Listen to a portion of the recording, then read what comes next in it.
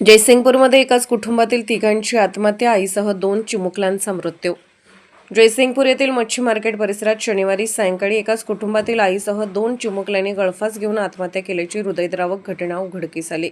संगीता राजू गाडीवडर वय 25, मुलगी प्रगती राजू गाडीवडर वय 4 आणि मुलगा प्रतीक राजू गाडीवडर वय 1.5 वर्ष अशी मृतांची नावे आहेत.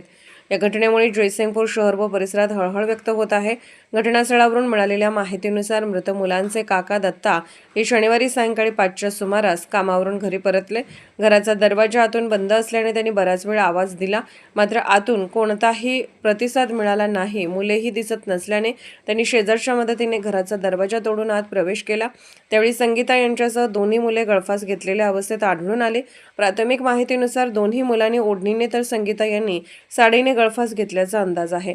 घटनेची माहिती मिळताच जयसिंगपूर पोलिसांनी घटनास्थळी धाव घेतली. पोलिसांनी मृतदेह ताब्यात घेऊन पुढील कार्यवाही सुरू केली.